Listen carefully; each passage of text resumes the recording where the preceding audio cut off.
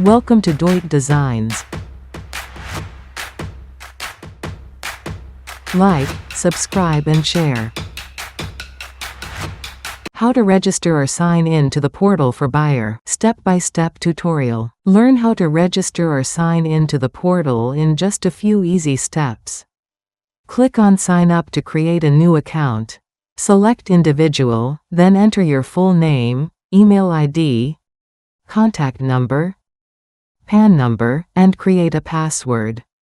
Re-enter your password for confirmation, then select the currency.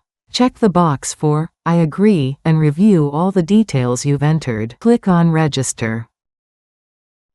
You will receive an OTP on your registered mobile number and email ID.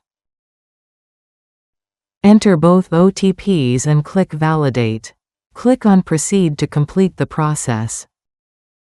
Registration completed successfully. Note, if you are registering as an organization, you will also need to enter your organization name and GST number.